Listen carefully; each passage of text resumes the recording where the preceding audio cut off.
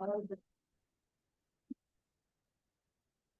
باللہ من الشیطان الرجیم بسم اللہ الرحمن الرحیم ان الحمد للہ والصلاة والسلام علی رسول اللہ وعلی آلہ وصحبہ ومن والاه رب اشرح لي صدری ویسر لي امری واحلل عقدۃ من لسانی یفقهوا قولی. اچھی اور اسپیشل کلاس میں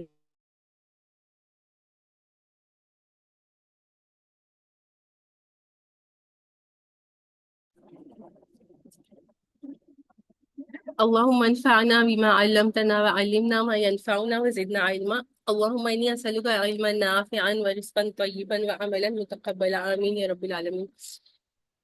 اللهم صل على محمد وعلى آل محمد كما صليت على إبراهيم وعلى آل إبراهيم إنك حميد مجيد. اللهم بارك على محمد وعلى آل محمد كما باركت على إبراهيم وعلى آل إبراهيم إنك حميد مجيد. دیکھ لیجیے کہ آپ لوگ اپنے نیم سے جوائن کریں گے سب لوگ. کسی کا آئی فون آ رہا ہے تو پلیز چینج کر لیں تاکہ مجھے پتا چلے کہ کون کون جوائن کر رہا. اچھا تو سب سے پہلے تو یہ بتا دیجیے کہ جو لاسٹ ہماری آیا تھی یہ کس بارے میں تھی؟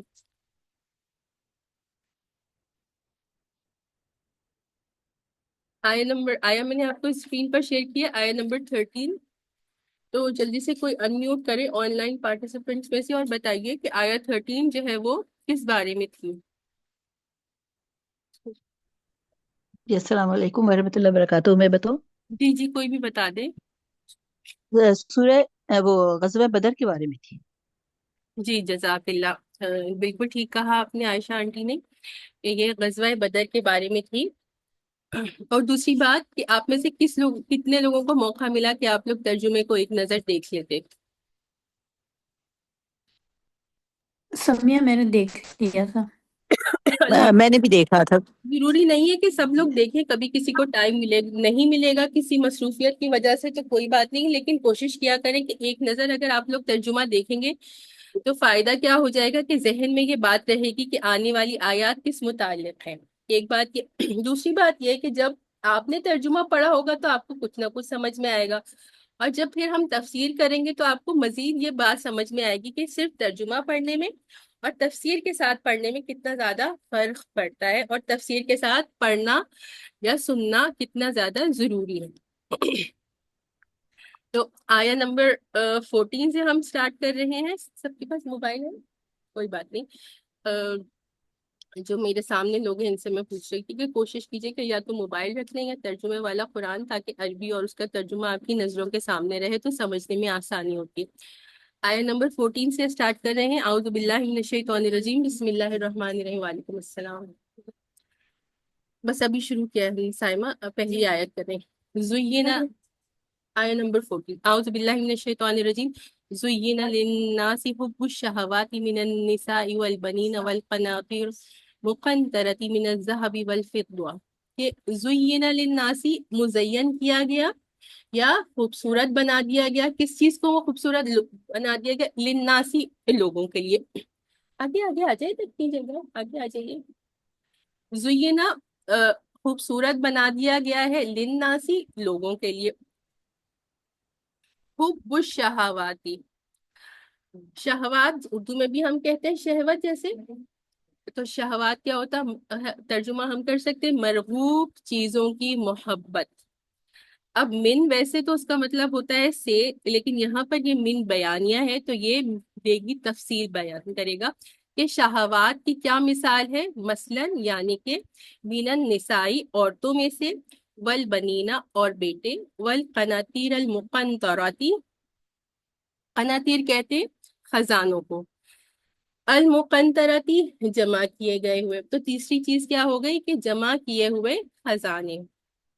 من الذهب والفضة کس میں سے؟ ذہب یعنی کہ سونے میں سے اور چاندی میں سے. والخیل المسومتی اور خیل کسے کہتے ہیں؟ گھوڑوں کو. المسومتی نشان زدہ اور نشان زدہ گھوڑے. والانعام انعام کسے کہتے ہیں؟ سورۃ الانعام آنے والی ہے. انعام کا مطلب پتہ ہے کسی کو؟ کیٹل جی جو جانور کیٹل. کو کہتے ہیں. جی چوپاہے یا کیٹل. اور جن کو پتہ نہیں ہے تو اس میں پھر کیا آ جاتے ہیں؟ اونٹ آ جاتا ہے.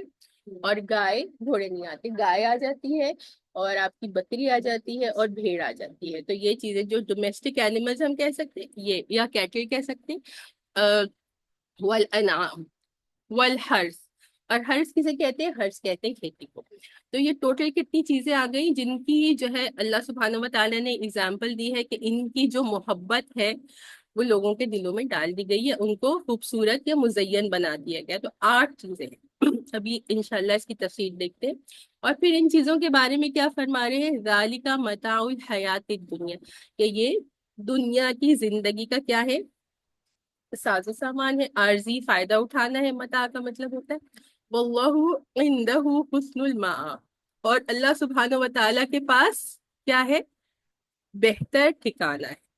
یا معاب کا مطلب ٹھکانہ ہو سکتا ہے، یا معاب کا مطلب کیا ہو سکتا ہے؟ پناہ کی جگہ. یا اللہ سبحانہ و تعالیٰ ہی کے پاس بہتر جائے پناہ ہے. تو یہاں پر 8 چیزیں جو دنیا میں لوگوں کے لیے ان کے دلوں میں محبت ڈال دی گئی ہے اس کا ذکر ہو رہا ہے. تو اب آپ بتائیے کہ اگر آپ سے ان چیزوں کے بارے میں کہا جائے تو سب سے پہلا ذہن میں کیا بات آتی ہے؟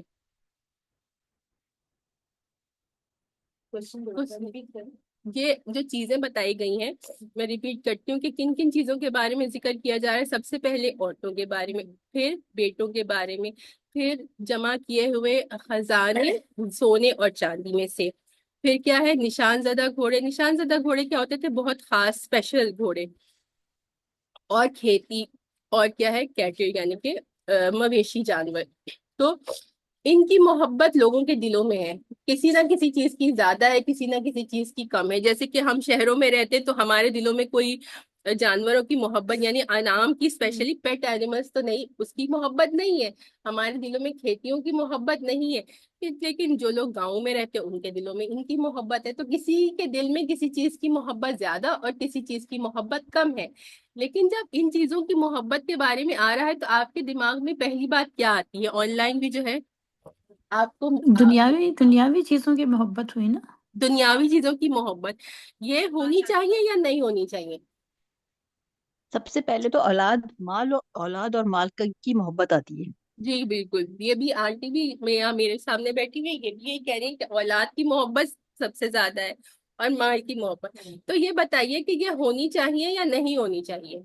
ہونی چاہیے لیکن سجاوٹ سے. محبت تو ہونی چاہیے مگر یہ کہ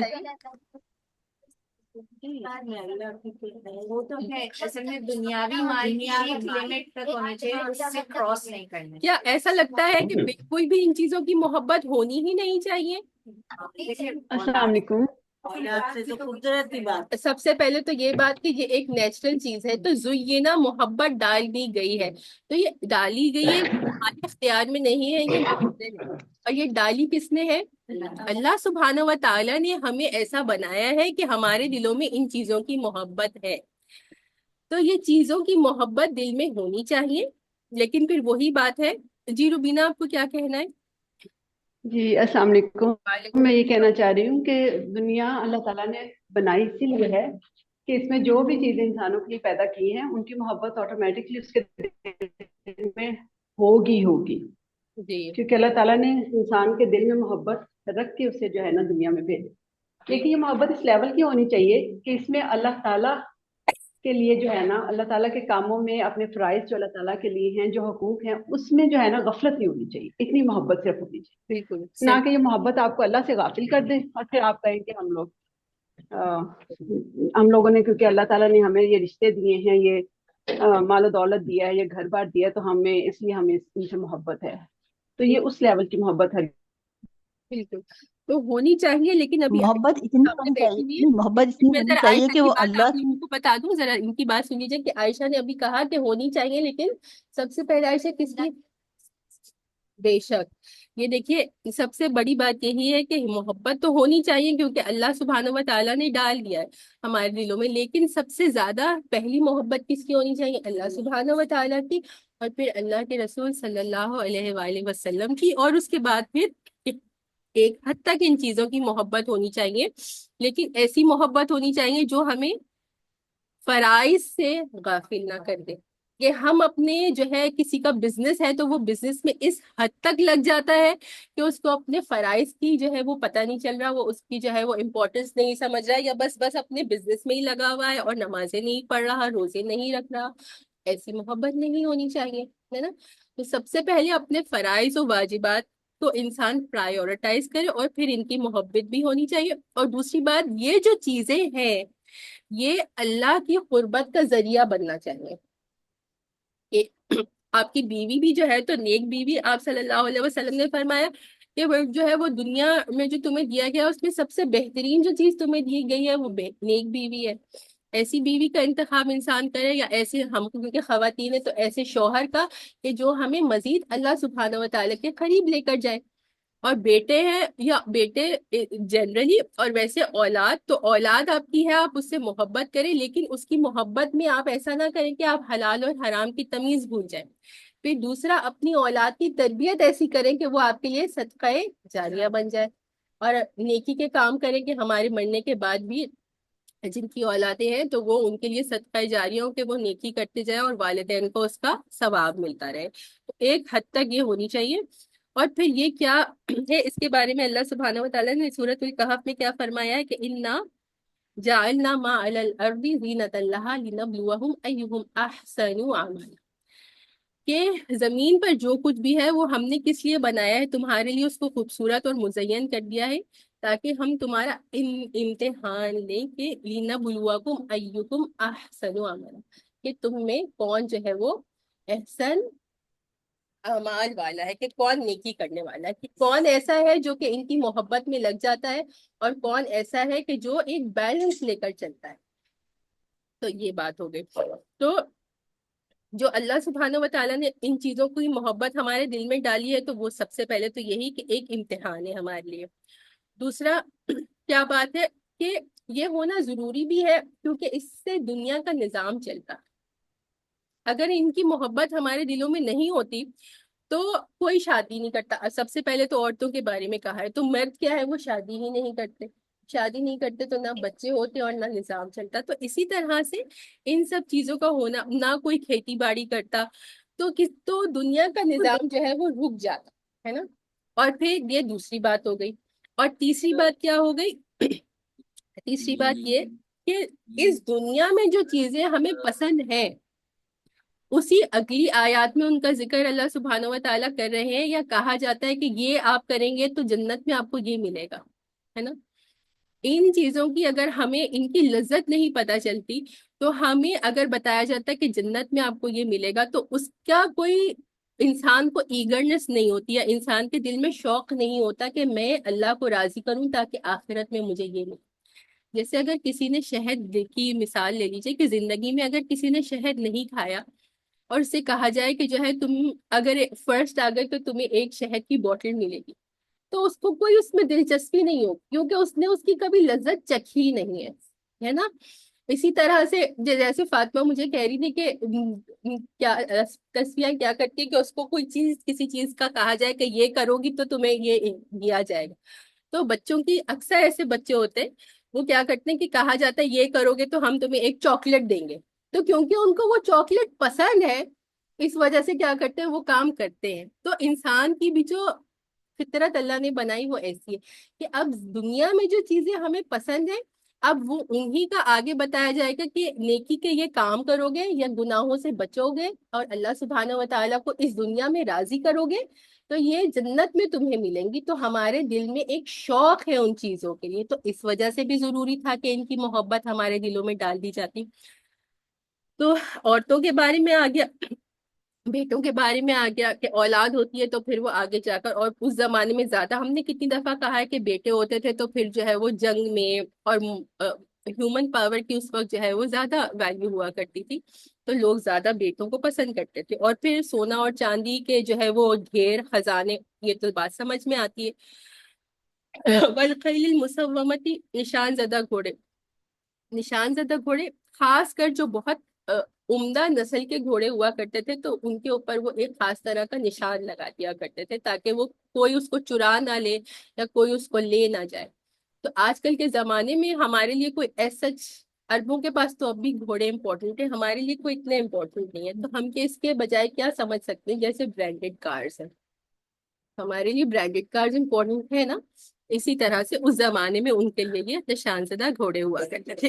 اور پھر جو ہے وہ کھیتی کے، اگر کوئی کسان ہے تو وہ چاہے گا کہ میری کھیتی جو ہے وہ زیادہ سے زیادہ جو ہے وہ ہو کہ زیادہ سے زیادہ جو ہے وہ فصل لگے، جتنی زیادہ فصل ہوگی، جتنی اچھی فصل ہوگی، اتنا زیادہ اس کو فائدہ ہوگا۔ اور پھر اس کے ساتھ ہی جو ہے وہ مویشی، تو ان کی جو ہے وہ محبت کے بارے میں بتا دیا گیا۔ پھر آگے کیا فرمایا، ذالک متاع الحیات الدنیا، کہ یہ دنیا کی زندگی کا، متاع کا کیا مطلب ہوتا ہے؟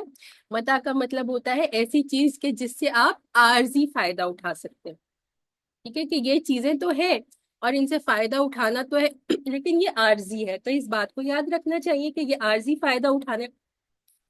دنیا کو دنیا کیوں کہا جاتا ہے؟ دنیا کا کیا مطلب ہے؟ کتنی دفعہ ہم کہتے ہیں دنیا، ہے نا؟ تو دنیا جو ہے وہ لفظ کس سے نکلا ہے؟ ادنا سے نکلا ہے۔ ادنا کا مطلب سب کو اردو میں پتہ ہے، حقیر۔ تو عربی میں جو ادنا ہوتا ہے وہ میسکولن کے لیے یوز ہوتا ہے، اور دنیا جو ہے وہ فیمینن کے لیے یوز ہوتا ہے۔ تو دنیا کا کیا مطلب ہے لٹرل میننگ؟ حقیر، کمتر، جس کی کوئی ویلیو نہیں، کہ آخرت کے مقابلے میں اور اللہ سبحانہ و تعالیٰ کی نظر میں اس دنیا کی کوئی ویلیو نہیں ہے، اس کا اس لیے نام ہی رکھ دیا گیا دنیا۔ واللہ عندہ حسن الماء، اور پھر بتایا جا رہا ہے کہ اللہ سبحانہ و تعالیٰ ہی کے پاس جو کچھ ہے وہ بہتر ہے، اچھا ہے ٹھکانے کے حساب سے۔ اچھا، اب وہ جو حسن المآب ہے اس کی آگے جو ہے وہ ڈیٹیل آ رہی ہے، کیا ہے؟ آیہ نمبر 15 ہم کر رہے ہیں۔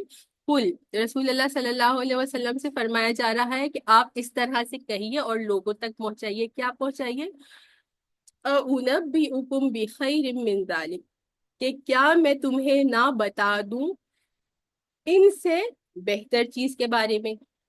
لِلَّذِينَ اتَّقَوْا عِندَ رَبِّهِمْ جنات تجری من تحتها الانہار خالدین فیہا، کن لوگوں کے لیے؟ للذین اتقوا، کہ ان لوگوں کے لیے کہ جنہوں نے تقوی اختیار کیا، عند ربہم، ان کے رب کے پاس۔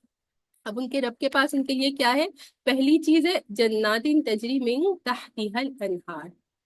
جنات، جنت ہم کہتے ہیں نا جنت، لیکن جنت کا لٹرل مطلب کیا ہے؟ دنیا کا مطلب ہم نے دیکھ لیا نا، حقیر، کمتر، ویلیو لیس۔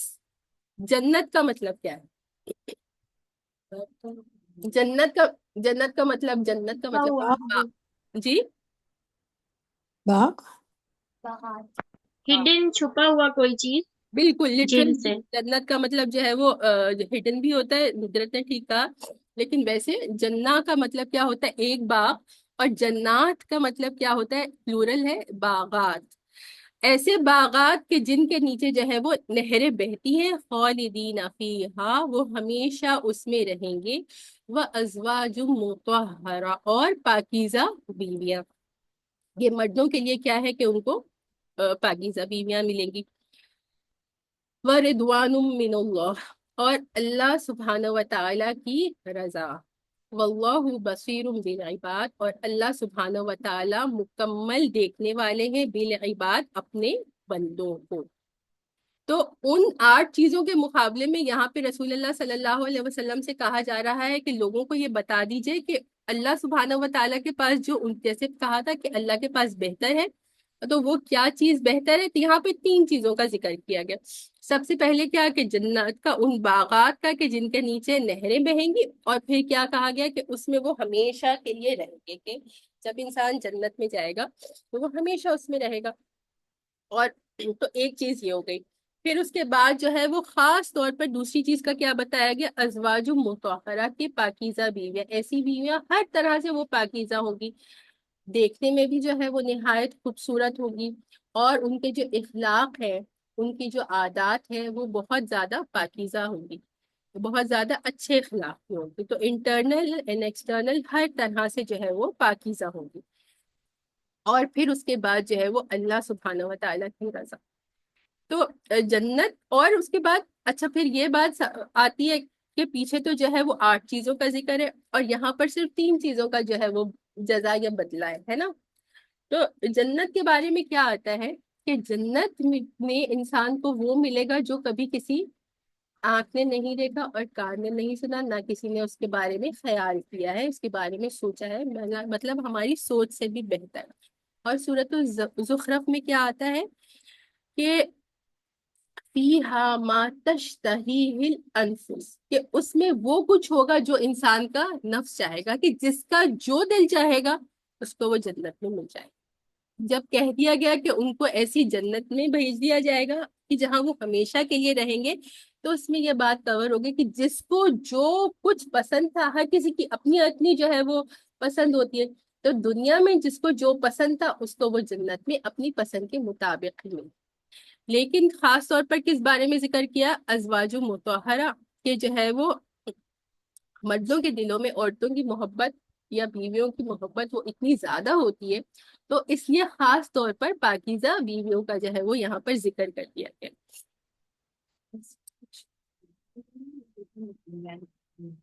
بالکل، ہاں یہ بالکل ایک بات یہ انہوں نے کہی جو بالکل صحیح پوائنٹ ہے کہ زوج جو ہے اور ازواج یہ دونوں کے لیے استعمال ہوتا ہے جنرلی اگر دیکھا جائے، کہ عورتوں کو جو ہے وہ کہ جو اسپاؤزز جیسے ہم انگلش میں کہہ سکتے ہیں کہ عورتوں کے لیے شوہر اور مردوں کے لیے جو ہے وہ بیوی، اس کے لیے ازواج۔ اور سب سے بڑی چیز کیا ہے؟ وہ اللہ سبحانہ و تعالیٰ کی رضا ہے، کہ حدیث شریف میں آتا ہے جس کا مفہوم ہے کہ جب جنت والے جنت میں داخل ہو جائیں گے اور ان کو سب کچھ دے دیا جائے گا، تو پھر اللہ سبحانہ و تعالیٰ ان سے یہ سوال کریں گے کہ اب تمہیں کیا چاہیے؟ تو وہ کہیں گے کہ آپ نے ہمیں جو ہے وہ جہنم سے بچا لیا اور آپ نے ہمیں جنت میں داخل کر دیا، اور اب ہمیں کچھ نہیں چاہیے۔ اس وقت اللہ سبحانہ و تعالیٰ ان سے کیا فرمائیں گے کہ میں تم سے راضی ہوں۔ اور یہ ان کے لیے بہت سب سے بڑی جو ہے وہ نعمت کیا ہوگی کہ وہ اللہ سبحانہ و تعالیٰ ان سے راضی ہو جائے۔ تو دنیا میں بھی دعا کرنی چاہیے، اللہم انی اسألک رضاک، کہ اے اللہ، عربی میں یاد کر لیجئے یا اردو میں ہی جب ہم دعا مانگتے ہیں تو مانگ لیا کیجئے کہ اے اللہ ہم آپ سے آپ کی رضا کا سوال کرتے ہیں۔ واللہ بصیر بالعباد، اور اللہ سبحانہ و تعالیٰ پوری طرح سے مکمل طور پر دیکھنے والے ہیں اپنے بندوں کو، کہ جو کچھ بندہ کر رہا ہے وہ اللہ سبحانہ و تعالیٰ دیکھنے والے ہیں۔ اور ایک اور حدیث شریف آتی ہے کہ جس میں ان دونوں جو آیات ہیں ان کی سمری آ جاتی ہے، کہ رسول اللہ صلی اللہ علیہ وسلم نے کیا فرمایا کہ دنیا جو ہے وہ ملعون ہے، یعنی لعنت کی گئی ہے، ٹھیک ہے، کہ اس میں کوئی خیر اور بھلائی ایسا سچ نہیں ہے، اور جو کچھ دنیا میں ہے وہ بھی ملعون ہے، وہ بھی لعنت کیا ہوا ہے، سوائے کس چیز کے؟ اللہ کے ذکر کے، جی سوائے کس چیز کے؟ سوائے اللہ سبحانہ و تعالیٰ کے ذکر کے، اور اس چیز کے جس کو اللہ سبحانہ و تعالیٰ نے پسند کیا، اور کس کے؟ سوائے عالم کے اور طالب علم کے، کہ جو عالم ہے اور وہ اپنی ایفرٹس کرتا ہے کہ اس نے دین کا علم سیکھ لیا، اور دین کا علم سیکھنے کے بعد وہ دوسروں کو دین کا علم سکھا رہا ہے، تو وہ ملعون نہیں۔ اور جو طالب علم ہے کہ جو دین کا علم سیکھ رہا ہے، اس کے لیے اسٹرگل کر رہا ہے، تو وہ ملعون نہیں۔ تو یہ حدیث مبارکہ ہے۔ تو الحمدللہ یہ 2 آیات ہو گئی ہیں، آگے دیکھتے ہیں۔ پھر یہ جو لوگ ہیں ان کے بارے میں جو ہے وہ ایک ان کی دعا آ رہی ہے بالعباد۔ اچھا، الذین جب بھی آتا ہے، الذی آتا ہے یا الذین آتا ہے، تو یہ ہمیشہ پیچھے کسی ورڈ کے ساتھ کنیکٹڈ ہوتا ہے۔ اب یہ جو لوگ تھے اللہ سبحانہ و تعالیٰ کے جن کو ان نعمتوں سے نوازا جائے گا، تو یہ الذین جو ہے وہ عباد کے ساتھ کنیکٹڈ ہے۔ الذین یقولون ربنا اننا آمنا، کہ یہ وہ لوگ ہیں کہ وہ کیا کہتے ہیں؟ یقولون، وہ کہتے ہیں۔ اب ان کی دعا یہاں پر آ گئی۔ ایک دعا ہم نے پچھلے ویک یاد کی تھی، اب آج کی یہ دعا ہے، تو اس کو انشاءاللہ میں گروپ میں شیئر کر دوں گی، کوشش کیجئے یاد کیجئے، کر لیں۔ اور پھر یاد بہت سارے لوگوں کو ہوتی ہے، ٹھیک ہے، ایسا ہوتا ہے کہ ہمیں دعائیں یاد ہو جاتی ہیں، لیکن اس کے بعد پھر نیکسٹ اسٹیپ کیا ہوتا ہے کہ جب ہم دعا مانگتے ہیں تو اس کو مانگیں۔ یہ دعا اب ہم نے یاد کر لی، اب اس دعا کو یاد کرنے کے بعد جب ہم دعا کے لیے ہاتھ اٹھائیں تو ان دعاؤں کو مانگنا بھی ضروری ہے۔ ہم اپنے الفاظ میں بہت ساری دعائیں مانگتے ہیں جو ہمارے دل کی باتیں ہوتی ہیں نا، وہ بھی ضرور مانگنی چاہیے، لیکن بیسٹ طریقہ دعا مانگنے کا کیا ہے کہ وہ دعائیں مانگنی چاہیے جو اللہ سبحانہ و تعالیٰ نے خود قرآن پاک میں ہمیں سکھا دی. تو جیسے یہ دعا ہے، اور پچھلے ہفتے کی دعا کون سنائے گا؟ جلدی سے انمیوٹ کریں، اور پچھلے ہفتے جو ہم نے دعا کی ہے وہ بتائیے. ربنا لا اچھا ربنا لا تزغ قلوبنا بعد إذ هديتنا وهب لنا من لدنك رحمة إنك أنت الوهاب. جی، اور کون سنائے گا دعا؟ آن لائن میں سے کوئی سنا دے جلدی سے.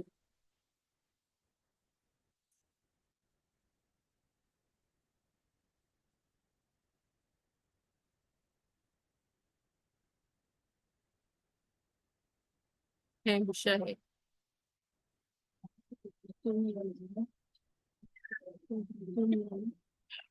نہیں.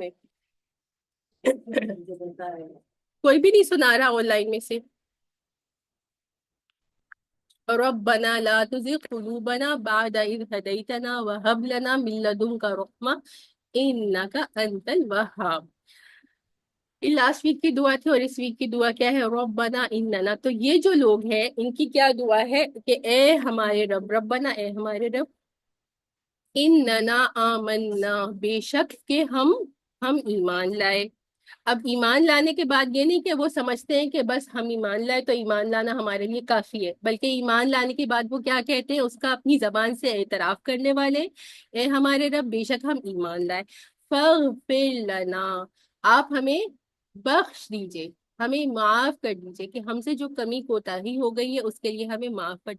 فاغفر لنا ذنوبنا، آپ ہمیں بخش دیجئے ذنوبنا، ہمارے گناہوں کو.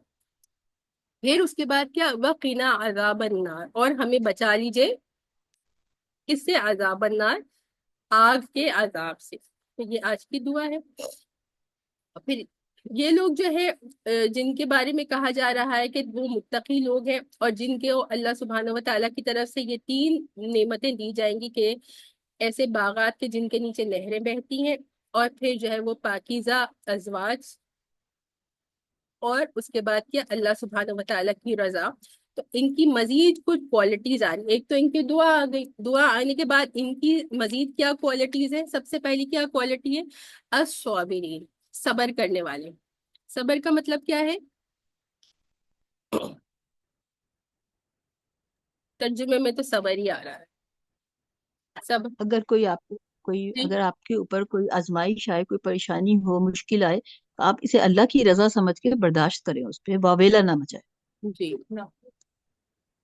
جمے رہنا، رکنا. بالکل عائشہ نے بالکل صحیح بتایا کہ رکنا یا جمے رہنا.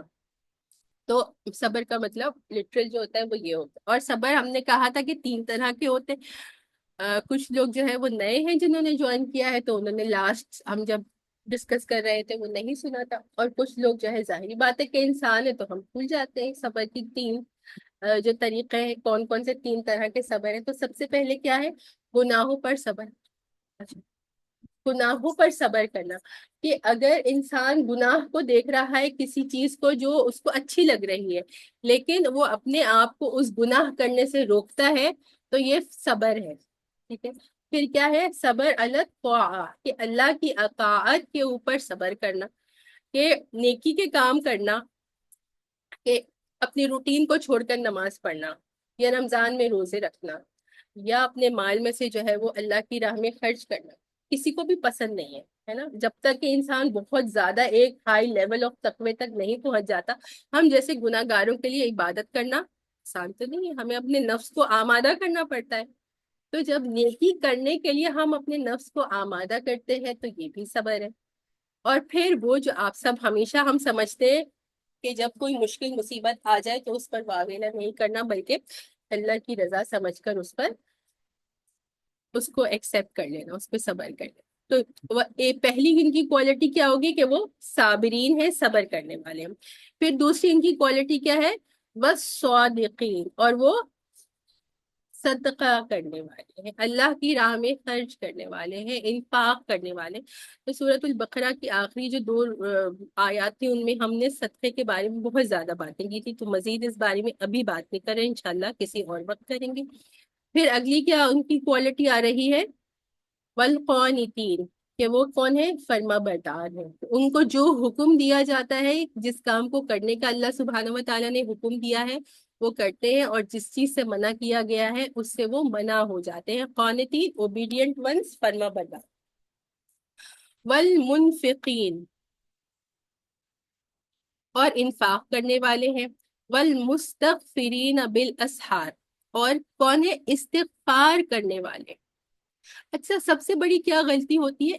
ہم کیا کہتے ہیں؟ استغفار کرنے والے، ہے نا. استغفار نہیں ہوتا، استغفر اللہ ہوتا ہے. استغفر اللہ، اے اللہ مجھے بخش دے.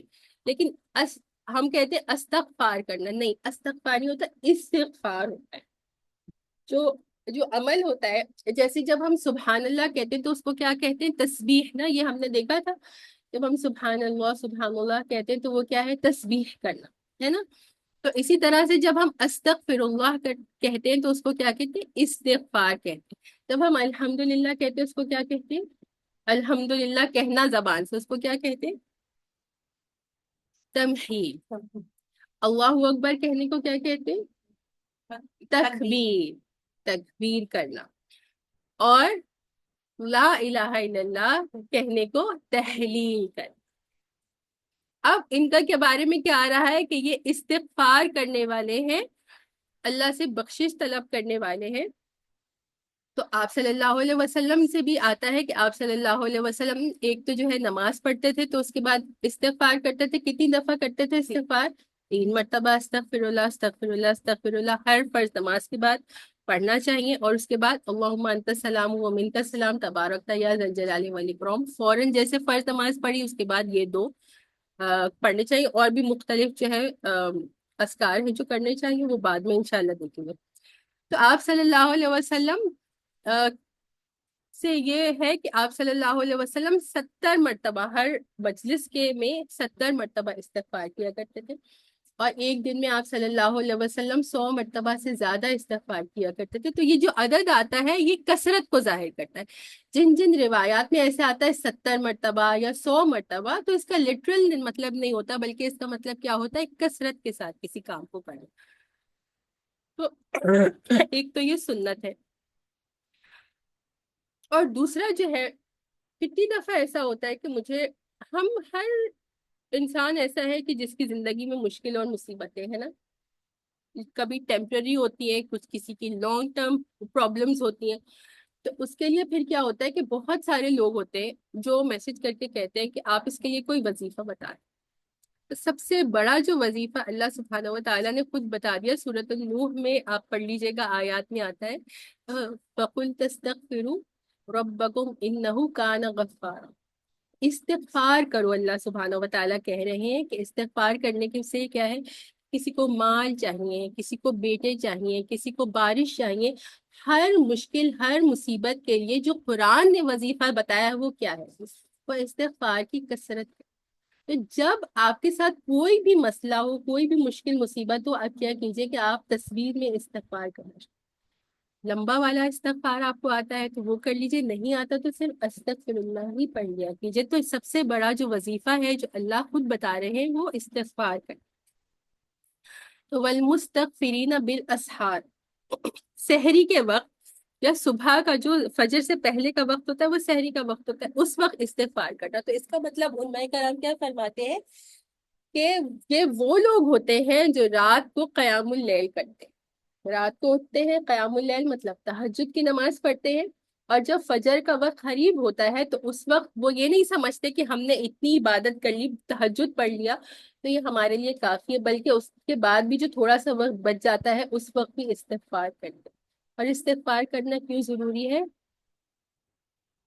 کیونکہ بخشش طلب کریں جی، لیکن ہم کوئی بھی عبادت جب کرتے ہیں اس کے بعد استغفار کرنا، جیسے ابھی میں نے بتایا فرض نمازوں کے بعد، تو اللہ کی عبادت کا جو حق ہے وہ کوئی ادا نہیں کر سکتا. اس میں کمی اور کوتاہی ہمیں پتہ ہے، نماز بھی ہم پڑھتے ہیں تو اس میں وہ کتنی ناقص نماز ہم پڑھ رہے ہیں.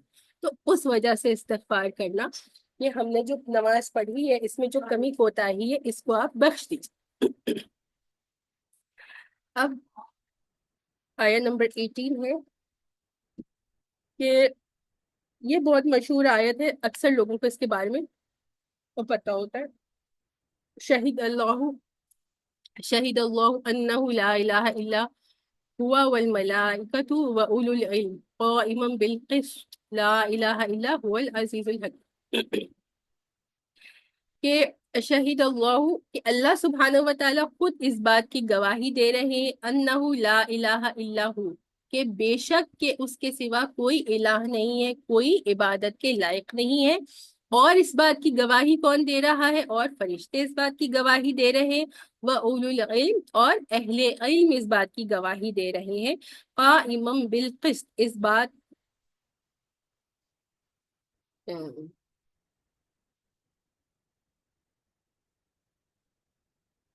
اچھا. تو اس جو آیت ہے، اس کا ایک خاص شان نزول ہے کہ دو یہود کے علماء جو ہے وہ ان کا گزر ہوا مدینہ منورہ سے. تو ہم اس بارے میں بات پہلے کر چکے ہیں کہ تورات میں بھی اور انجیل میں بھی آپ صلی اللہ علیہ وسلم کے بارے میں، آپ صلی اللہ علیہ وسلم کے زمانے نزول میں کے بارے میں، آپ صلی اللہ علیہ وسلم کو کس علاقے میں بھیجا جائے گا، آپ کی کیا کوالٹیز ہوں گی، اس کے بارے میں بہت زیادہ ڈیٹیل ڈسکرپشن تورات میں بھی تھا اور انجیل میں بھی تھا. تو جب وہ مدینہ سے گزرے دو یہودی عالموں کے بارے میں یہ اس کا شان نزول آتا ہے. تو جب وہ وہاں سے گزرے تو انہوں نے مدینے کو دیکھا تو ان کو یہ گمان ہوا کہ یہ تو وہی زمین ہے کہ جن کے بارے میں ہماری کتابوں میں آیا ہے کہ یہاں پر آخری جو نبی ہے ان کو اس ایسی جگہ پر بھیجا جائے گا. تو پھر جب وہ مدینے میں داخل ہوئے، اس وقت کیا ہوا، مدینے میں داخل ہونے کے بعد انہوں نے سنا کہ ایک ایسا شخص ہے جو اس بات کا دعویٰ کر رہا ہے کہ میں اللہ کا نبی ہوں. جب ان کو یہ بات پتہ چلی تو کیا ہوا کہ انہوں نے کہا کہ ٹھیک ہے، ہم آپ صلی اللہ علیہ وسلم کی خدمت میں جا کر حاضر ہوتے ہیں، اور آپ صلی اللہ علیہ وسلم سے جو ہے ظاہری بات ہے کہ اپنے حساب سے جو سوالات ان کو کرنے تھے وہ کرتے. تو اسی طرح سے ہوا کہ وہ آپ صلی اللہ علیہ وسلم کی خدمت میں حاضر ہوئے، اور خدمت میں حاضر ہونے کے بعد جو ہے انہوں نے جب آپ کو دیکھا تو ان کو پتہ چل گیا کہ یہ وہی نبی ہے. پھر اس کے بعد انہوں نے کچھ نہ کچھ سوالات بھی آپ صلی اللہ علیہ وسلم سے پوچھے، جس کا آپ صلی اللہ علیہ وسلم نے جواب دیا. اس کے بعد انہوں نے کیا سوال کیا؟ انہوں نے سوال کیا کہ قرآن میں سب سے بڑی گواہی کس کی ہے؟ تو ان کے اس سوال کے جواب میں اللہ سبحانہ و تعالیٰ نے اس آیت مبارکہ کو نازل کیا کہ شہید اللہ انہ لا الہ الا ہو والملائکۃ واولو العلم، کہ گواہی سب سے بڑی کس کی ہے؟ تو سب سے بڑی گواہی کس کی ہے؟ اللہ سبحانہ و تعالیٰ کی ہے. کیا گواہی ہے؟ کہ انہ لا الہ الا ہو، کہ بے شک وہی جو ہے وہ الہ ہے، اور اس کے سوا الہ کا مطلب کیا ہے؟ عبادت کے لائق ہے، اور اس کے سوا کوئی عبادت کے لائق نہیں. والملائکۃ، اور فرشتے بھی اس بات کے گواہ ہیں. اور پھر آپ دیکھیے کہ اہل علم کا رتبہ کتنا بڑا ہے، اور اللہ سبحانہ و تعالیٰ نے اس آیہ مبارکہ میں اہل علم کو کتنا زیادہ جو ہے شرف دیا ہے، عزت دی ہے، کہ ان کو اپنے ساتھ اور اپنے فرشتوں کے ساتھ جوڑتے ہوئے کہا ہے کہ اس چیز کی گواہی کون دے رہا ہے؟ اہل علم بھی دے رہے ہیں. اس بات کی گواہی کہ اللہ سبحانہ و تعالیٰ کے سوا کوئی بھی جو ہے وہ عبادت کے لائق نہیں.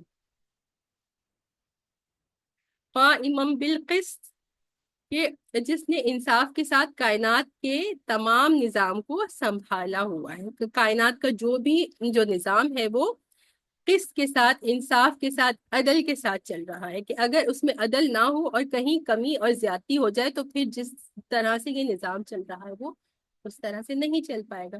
لا الہ الا ہو، پھر دوبارہ اس بات کو ریپیٹ کیا گیا کہ بے شک کہ اس کے سوا کوئی عبادت کے لائق نہیں ہے. العزیز، العزیز کا کیا مطلب ہوتا ہے؟ مکمل اقتدار والا، فل اتھارٹی اینڈ پاور، العزیز. اور الحکیم کا مطلب کیا ہوتا ہے؟ مکمل حکمت والا. حکمت میں کیا چیز آ جاتی ہے کہ اللہ سبحانہ و تعالیٰ جب بھی جو بھی احکام بھیجتے ہیں وہ احکام دینے والی کی بات بھی آ جاتی ہے. اور دوسرا حکمت میں کیا بات آ جاتی ہے؟ وہ یہ بات آ جاتی ہے کہ جو بھی اللہ سبحانہ و تعالیٰ احکامات بھیجتے ہیں، یا جو اللہ سبحانہ و تعالیٰ جو ہے وہ لوگوں کو حکم دیتے ہیں، اور جس چیز کا جب فیصلہ کرتے ہیں وہ حکمت کے ساتھ ہوتا ہے، کہ وہ جانتے ہیں کہ اس کا بہتر وقت کیا ہے. اچھا تو پھر اس کے بارے میں ایک روایت میں کیا آتا ہے کہ جب ان لوگوں نے، یہ جو دو علماء آپ صلی اللہ علیہ وسلم کی خدمت میں آئے ہوئے تھے، جب انہوں نے اس آیت کو سنا کہ یہ جبرائیل علیہ السلام اس آیت کو لے کر آپ صلی اللہ علیہ وسلم کے پاس آئے اور آپ صلی اللہ علیہ وسلم نے اس آیت مبارکہ کو پڑھ کر سنایا، تو پھر انہوں نے کیا کہا؟ وَإِنَّا عَلَى ذَلِكَ مِنَ الشَّاهِدِينَ، کہ بے شک کہ ہم اس پر گواہ ہیں، کہ یہ آپ جو فرما رہے ہیں یہ بالکل سچ ہے کہ اللہ سبحانہ و تعالیٰ سے بڑی گواہی کسی کی نہیں ہو سکتی۔ تو اور پھر اس کے بارے میں جو ہے انہوں نے اعتراف کر دیا نا کہ آپ صلی اللہ علیہ وسلم جو کہہ رہے ہیں وہ سچ کہہ رہے ہیں، اور وہ پھر ایمان لیا۔ تو تفسیر ابن کثیر میں آتا ہے کہ جو شخص اس کو پڑھنے کے بعد یہ الفاظ کو دہراتا ہے وَإِنَّا عَلَى ذَلِكَ لَشَاهِدِينَ، کہ بے شک ہم اس پر جو ہے وہ گواہ ہیں، تو اس کے لیے پھر اللہ سبحانہ و تعالیٰ فرشتوں سے کیا فرماتے ہیں کہ میرے بندے نے مجھ سے وعدہ کیا اور بے شک کہ میں وعدے کو سب سے زیادہ پورا کرنے والا ہوں، اور میرے اس بندے کے لیے جنت ہے۔ تو اس کے بعد یہ الفاظ پڑھ لینے چاہیے، وَإِنَّا عَلَى ذَلِكَ لَشَاهِدِينَ، وَإِنَّا عَلَى ذَلِكَ لَشَاهِدِينَ۔ اگلی آیت دیکھتے ہیں۔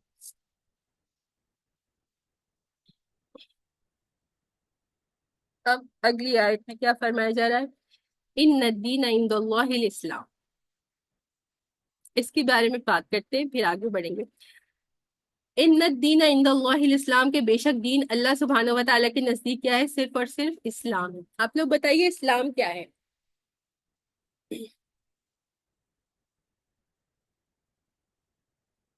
اسلام کے لٹرل میننگ تو کیا ہے؟ فرما بردار، مطیع ہونا، فرما بردار ہونا، اپنے سر کو جھکا لینا، سر تسلیم خم کر لینا، یہ اسلام ہے، ٹھیک ہے۔ لیکن اسلام جب ہم کہتے ہیں، عائشہ بتائیے، عائشہ کو تھوڑی نیند آ رہی ہے شاید، عائشہ بتائیں گی کہ اسلام کیا ہے، اور آپ لوگ بھی بتائیے آن لائن میں سے ویسے بھی ہم کافی پچھلے لیکچرز میں اس پر بات کر چکے ہیں۔ اسلام کیا ہے؟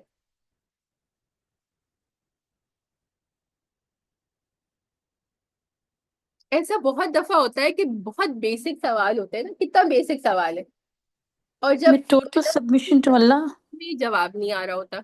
جی آنٹی بتائیے۔ It's a way of life and total submission to Allah subhanahu wa ta'ala.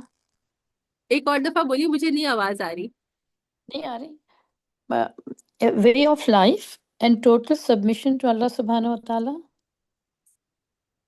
اچھا، وے آف لائف تو ہم دین کے بارے میں کہہ سکتے ہیں نا، ابھی دین کے بارے میں بعد میں بات کریں گے، ابھی ہم اسلام کے بارے میں بات کریں گے۔ اسلام کیا آپ بتائیں گے؟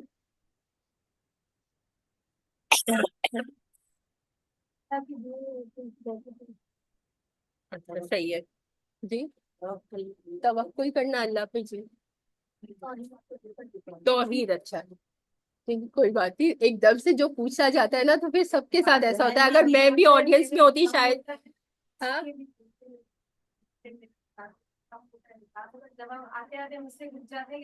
نہیں، لیکن ایسا نہیں ہونا چاہیے نا، یہی تو بات ہے کہ ذہن میں اگر کوئی بات آ گئی تو کہہ دیا جائے، غلط ہے تو کوئی بات نہیں، کوئی کسی کو جج نہیں کر رہا۔ انشاءاللہ ضرور۔ تو آن لائن روبینہ آپ بتا رہی ہیں زارا ہے یا نہیں پتہ، میں دیکھتی ہوں۔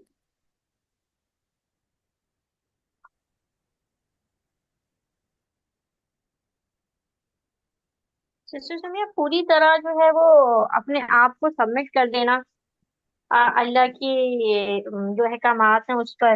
اور ایک مثال سسٹر زارا نے آئی تھنک جو اونٹ والی مثال دی تھی، مجھے یاد نہیں آ رہا وہ دین کے لیے دی تھی یا اسلام کے لیے دی تھی، کہ ایک اونٹ ہے۔ آپ کو آواز آ رہی ہے؟ جی جی میں سن رہی ہوں ندرت، آپ بولیے۔ ہاں ہاں، وہ جو جس کو جو ہے وہ اس کے مالک نے رسی سے پکڑا ہوا ہے اور وہ جہاں چاہتا ہے اس کو ہانک دیتا ہے۔ تو جو مسلمان ہے وہ ایک ایسا شخص ہے جس کو اللہ تعالیٰ جو حکم دے، جو کام بتائے، جس چیز سے روکے، حلال حرام یا جو بھی احکامات دے، وہ اس طرف چل پڑے جس طرح وہ صحیح، اونٹ چل پڑتا ہے اپنے مالک کا، اپنے رب کا سن کے۔ بالکل صحیح۔ اور لٹرلی جب ہم اسلام کے بارے میں بات کریں گے، کسی اور کو کچھ کہنا ہے؟ روبینہ یا زارا شاید آج بزی ہیں تو اس لیے زارا انمیوٹ نہیں کر۔ السلام علیکم۔ وعلیکم السلام۔ میرے ہاتھ میں قیمے کے کباب بنا رہی ہوں ایکچولی، آج ہماری پکنک ڈے ہے۔ تو آپ ہمارے لیے بھی بھیجیں گی نا؟ ضرور۔ ہم لوگ ہمارے نا اسکول میں مسجد میں کلاس ہوتی ہے چھوٹے بچوں کی، تو ہم منتھ منتھ ان کو باہر آؤٹنگ کرواتے ہیں، تو یہ وہ اچھا مسجد والے بچے ہیں چلے بیسکلی۔ ٹھیک ہے، آپ اپنا کام کیجیے، کوئی اینی بات ویز یہ جو وہ جو حدیث قدسی ہے نا، جو آپ نے بھی ریپیٹڈلی کلاس میں بھی بتائی ہے اسلام کے بارے میں، بیسکلی ایمان مفصل جو ہے، کلمہ توحید، اور یہ جتنے بھی ہمارے ارکان اسلام ہے، بیسک بنیادی جو ڈیفینیشن اسلام کی ہے وہ یہی ہے۔ نہیں میسج تو نہیں، میرے ہاتھ ہے گندے کہ میں کباب لگا رہی وہ تو ایمان کی ہے، جو وہ ایمان کی ہے، ایمان مفصل جو ہے وہ ایمان کی بات ہے کہ اللہ اچھا وہ پر ایمان ایمان، کی ہے۔ اللہ پر ایمان اور فرشتوں پر ایمان، کتابوں پر ایمان، رسولوں پر ایمان، قدر پر ایمان اور قیامت کے دن پر ایمان، یہ ایمان ہے۔ اسلام جو ہے، اسلام کا مطلب کیا ہوتا ہے؟ اسلام کا ایک جنرل میننگ، دو میننگز ہوتے ہیں، ٹھیک ہے؟ لٹرل میننگ یا ڈکشنری میننگ ہم نے دیکھ لیا جی، کون بتانا چاہ رہا ہے؟ سنیرا آپ کیا کہنا چاہ رہی ہیں؟ آپ کا ہینڈ ریزڈ ہے سنیرا۔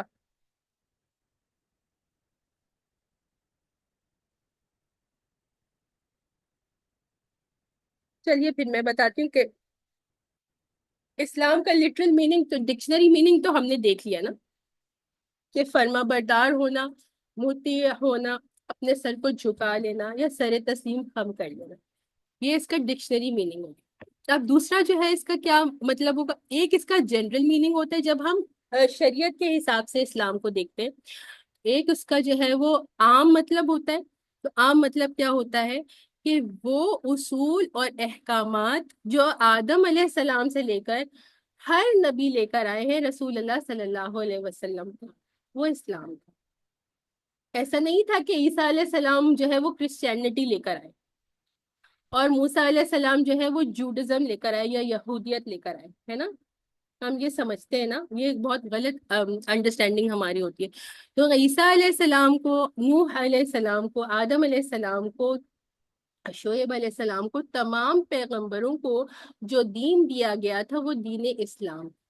موسیٰ علیہ السلام کو یہودیت نہیں دی گئی تھی، ان کو بھی اسلام دیا گیا۔ اس کے بعد جو انہوں نے اس میں چینجز کر لیے اور چینج کرنے کے بعد جو وہ دین بنا وہ یہودیت۔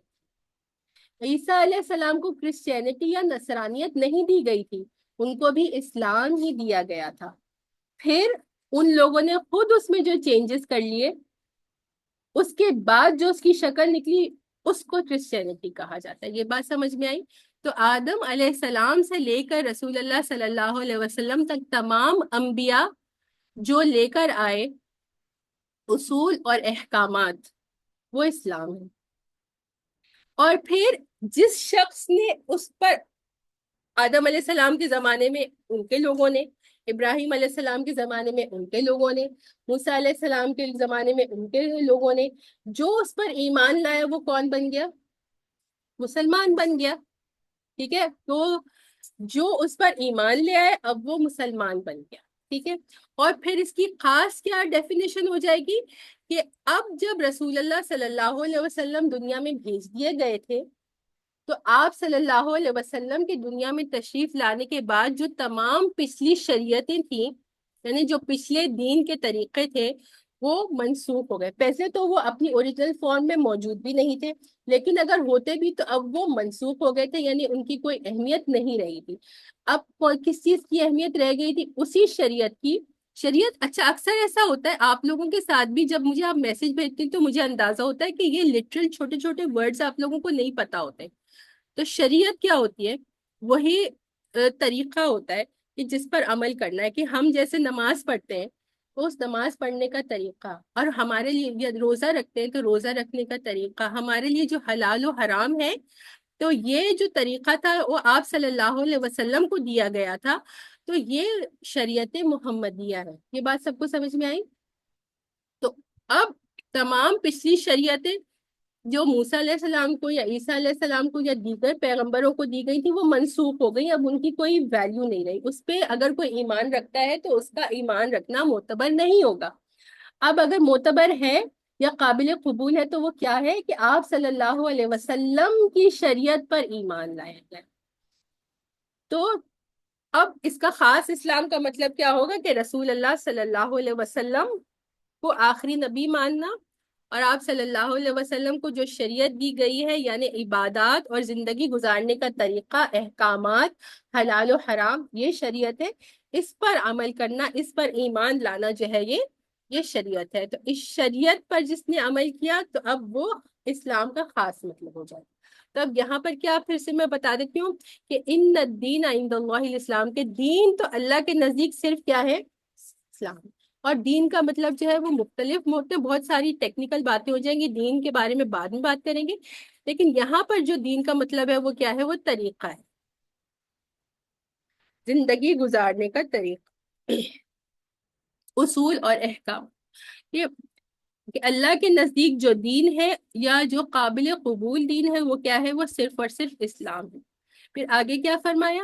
آیت نمبر ہم کر رہے ہیں 19، وَمَا اخْتَلَفَ الَّذِينَ أُوتُوا الْكِتَابَ إِلَّا مِن بَعْدِ مَا جَاءَهُمُ الْعِلْمُ بَغْيًا بَيْنَهُمْ، اور نہیں اختلاف کیا ان لوگوں نے کہ جن کو جو ہے وہ کتاب دی گئی تھی، سوائے اس کے بعد کہ ان کے پاس جو ہے وہ علم آ گیا۔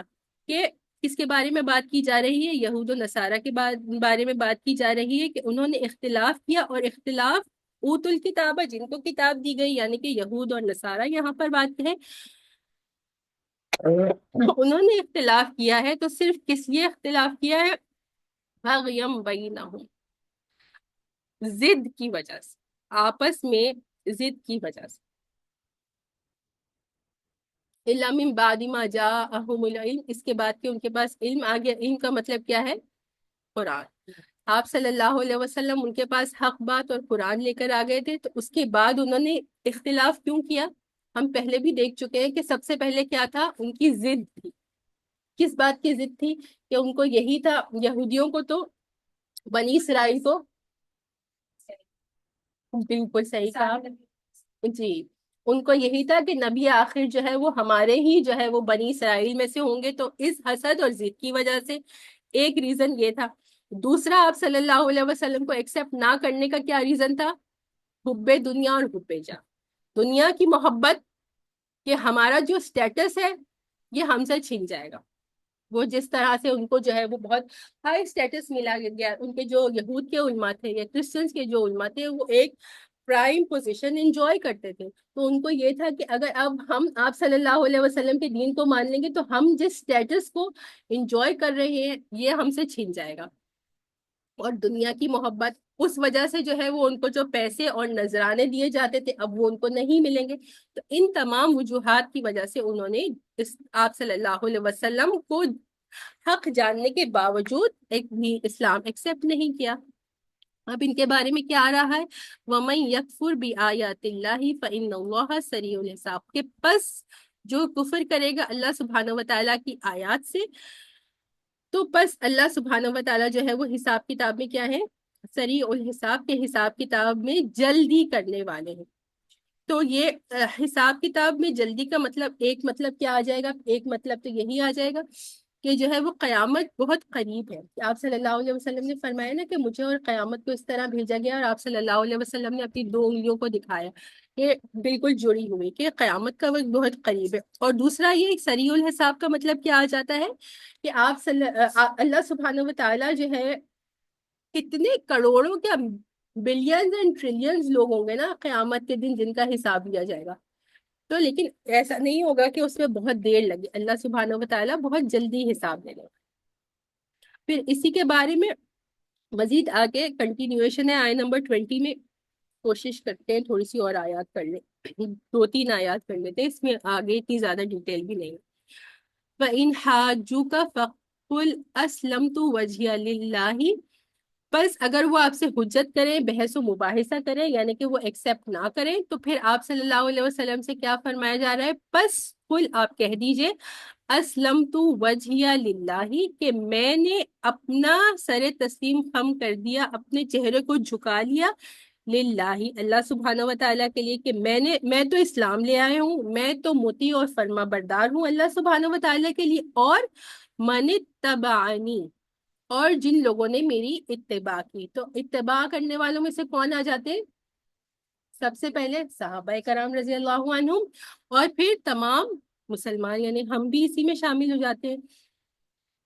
وَقُلْ لِلَّذِينَ أُوتُوا الْكِتَابَ، اور پھر آپ فرما دیجئے ان لوگوں سے اوت الکتابہ کے جن کو کتاب دی گئی، یعنی کہ یہود اور نصارہ سے فرمائیے، والامیین، اور امیین سے۔ امیین کا مطلب کیا ہے جی؟ ان پڑھ۔ ہاں، اس کا مطلب ابھی دیکھتے ہیں۔ امیین کا یہاں پر مطلب وہ ہے قریشی مکہ، کہ یہ جو یہود و نصارہ تھے ان کے پاس پہلے تو کتاب تھی، ان کے پاس ان کے عالم تھے، یہ لوگ پڑھنا لکھنا جانتے تھے، لیکن جو عرب تھے وہ جنرلی پڑھنا لکھنا نہیں جانتے۔ تو یہاں پر قریش مکہ کے بارے میں اور تمام عربوں کے بارے میں بات کی جا رہی، اور پھر اسی میں امیین میں شامل ہو جاتے ہیں وہ تمام لوگ کہ جن کو کتاب نہیں دی گئی تھی۔ جیسے آج کل کے زمانے میں ہم دیکھیں تو کون سے لوگ آ جاتے ہیں، اس میں ہندوز آ جاتے ہیں، امیین، ان کو کتاب نہیں دی گئی، بدھسٹ آ جاتے ہیں، سکھ آ جاتے ہیں، تو مختلف ایسے ادیان جو دنیا لوگوں نے خود ہی بنا لیے گئے، ان کے پاس کوئی کتاب نہیں تھی، تو ان کو امیین کہا گیا۔ اچھا، امی کا مطلب جیسے ابھی آپ نے کیا بتایا، ان پڑھ، ہے نا؟ لیکن قرآن خود رسول اللہ صلی اللہ علیہ وسلم کے بارے میں کہتا ہے کیا؟ نبی الامی، ہے نا؟ تو ان پڑھ ہونا عام انسان کے لیے کیا کوئی باعث اعزاز بات ہے؟ آپ کو کیا لگتا ہے؟ نارملی ہم اپنے بارے میں کہتے ہیں، اگر کسی کے بارے میں، میرے بارے میں کہا جائے کہ میں ان پڑھ ہوں، تو یہ میرے لیے پازیٹیو ہے بات ہے یا نیگیٹو بات ہے؟ نیگیٹو ہی بات ہے کہ اس زمانے میں کوئی ان پڑھ ہے۔ تو ماشاءاللہ آپ کو کانفیڈنس آ گیا تھوڑا۔ آپ کا نام کیا ہے؟ اچھا، ہاں، آپ آن لائن آ رہی ہوتی، جی جی جی، اچھا اچھا اچھا۔ تو ان پڑھ اس زمانے میں عام طور پر کوئی اعزاز کی بات نہیں تھی، لیکن آپ صلی اللہ علیہ وسلم کو جب نبی الامی کہا گیا تو یہ تو اعزاز کی بات ہے۔ کیوں؟ یہ آپ صلی اللہ علیہ وسلم کا معجزہ ہے، اور ایک آپ کے لیے اعزاز کی بات ہے۔ کس لیے؟ کہ آپ صلی اللہ علیہ وآلہ وسلم کو دنیا کے کسی استاد نے نہیں پڑھا۔ آپ صلی اللہ علیہ وسلم کے استاد کون تھے؟ اللہ سبحانہ و تعالیٰ، اور پھر اللہ سبحانہ و تعالیٰ جبرائیل علیہ السلام کو بھیجتے تھے، وہ آپ کے استاد۔ تو آپ صلی اللہ علیہ وسلم کے لیے جب نبی الامی کہا جاتا ہے، یہ آپ کا معجزہ اور باعث اعزاز بات ہے، اور آپ کو ایک فخریہ طور پر اللہ سبحانہ و تعالیٰ جو ہے وہ نبی الامی کہا کہتے ہیں کہ دنیا کا کوئی آدمی آپ صلی اللہ علیہ وسلم کا ٹیچر نہیں، اس کے باوجود ایسا قرآن جس میں اتنی فصاحت اور اتنی بلاغت ہے، وہ جو ہے آپ صلی اللہ علیہ وسلم لوگوں کو سناتے تھے۔ تو یہ کتنا بڑا معجزہ ہے۔ پھر سے دیکھ لیتے ہیں یہ والا سینٹنس، وَقُلْ لِلَّذِينَ أُوتُوا الْكِتَابَ وَالْأُمِّيِّينَ أَأَسْلَمْتُمْ، اور آپ صلی اللہ علیہ وسلم سے کہا جا رہا ہے کہ فرما دیجئے، یہ کہیے ان لوگوں سے کہ جن کو کتاب دی گئی تھی، یہود و نصارہ کو اور امیین کو، ان پڑھ لوگوں کو، قریش مکہ اور باقی لوگوں کو بھی، أَأَسْلَمْتُمْ، کہ کیا تم سر تسلیم خم کرتے ہو، کہ اللہ کے احکامات کے سامنے تم مطیع اور فرما بردار ہوتے ہو اور اسلام لاتے ہو۔ فَإِنْ أَسْلَمُوا فَقَدِ اهْتَدَوْا، پس اگر وہ اسلام لے آئے یا اپنے سر کو جھکا لے، فَقَدِ اهْتَدَوْا، بے شک وہ ہدایت یافتہ ہے۔ وَإِنْ تَوَلَّوْا، اور اگر وہ منہ موڑ لیں یا وہ اعراض کر لیں، فَإِنَّمَا عَلَيْكَ الْبَلَاغُ، پس آپ کا کیا ہے، آپ کو صرف آپ کی ذمہ داری تو صرف کیا ہے، پہنچا دینا ہے، بلاغ۔ فَإِنَّمَا، انما جو ہے وہ حصر کے لیے آتا ہے، صرف علیہ کا آپ پر ذمہ داری ہے، بلاغ پہنچا دینے کی، کہ آپ پر تو صرف پہنچا دینے کی ذمہ داری ہے، کہ آپ کا کام ہے لوگوں تک پہنچانا، اب وہ مانے یا نہ مانے یہ آپ کا پرابلم نہیں ہے۔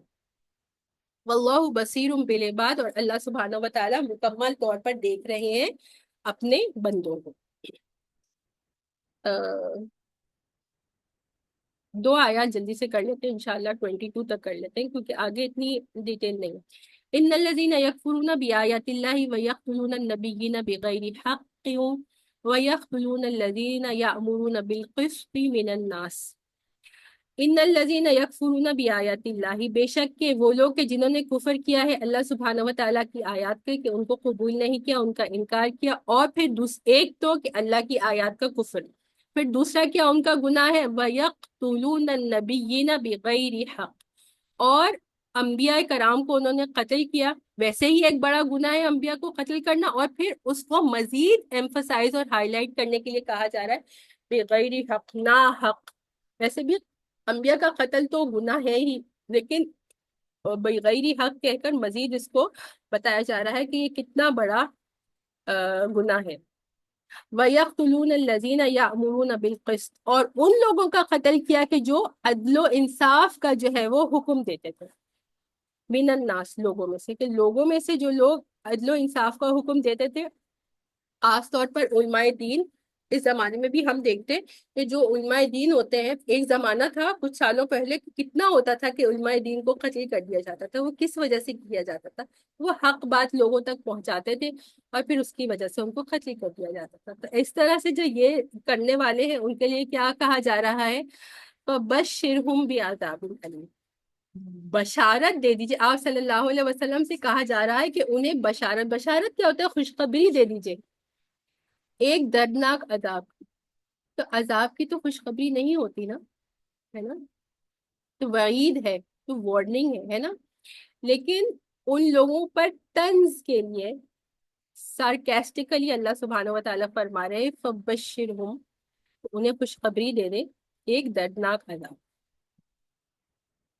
آخری آیت ہے آج کی، اولئک الذین حبطت اعمالهم فی الدنیا، کہ یہ وہ لوگ ہیں کہ ان کے اعمال حبط کر دیے گئے، غارت ہو گئے، ضائع ہو گئے دنیا میں اور آخرت میں.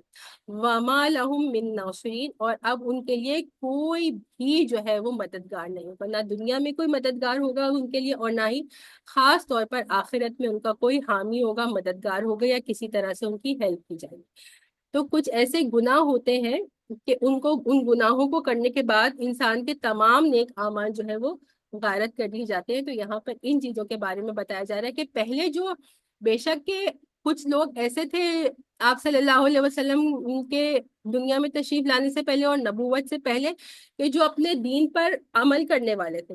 اس وقت تو وہی معتبر تھا کیونکہ ابھی تک اسلام آیا نہیں تھا، لیکن اس کے باوجود انہوں نے کیا کیا کہ انبیاء کرام کو قتل کیا. قتل تو خیر ان لوگوں نے نہیں کیا تھا نا، آپ صلی اللہ علیہ وسلم کے زمانے میں جو یہودی تھے ان کے آباء و اجداد نے قتل کیا تھا، لیکن وہ اس چیز کو غلط نہیں سمجھتے تھے، اس لیے ان کو بھی ان میں شامل کر دیا. وہ یہ بات جانتے تھے کہ ہمارے جو آباء و اجداد تھے انہوں نے انبیاء کے ساتھ یہ کیا، لیکن وہ اس کو برا اور غلط نہیں سمجھتے تھے، اس کو کرٹیسائز نہیں کرتے تھے. تو اس لیے ان کو بھی انہی لوگوں میں شامل کر دیا گیا کہ جنہوں نے انبیاء کا قتل کیا، اور پھر ان لوگوں کو قتل کیا کہ جو عدل و انصاف کا حکم دیتے تھے. تو پھر ان کے لیے جو ہے وہ دردناک عذاب ہے، اور ان کے لیے کہا جا رہا ہے کہ اگر انہوں نے پہلے کچھ نیک اعمال کیے تھے تو ان کے ان گناہوں کی وجہ سے وہ تمام نیک اعمال جو ہے وہ غارت ہو گئے. ان کا کوئی نہ دنیا میں فائدہ ہے اور نہ ہی آخرت میں فائدہ ہے. یہیں پہ جو ہے میں ریکارڈنگ اسٹاپ کر دیتی ہوں. سبحانک اللہم و بحمدک، نشہد ان لا الہ الا انت، نستغفرک و نتوب الیک.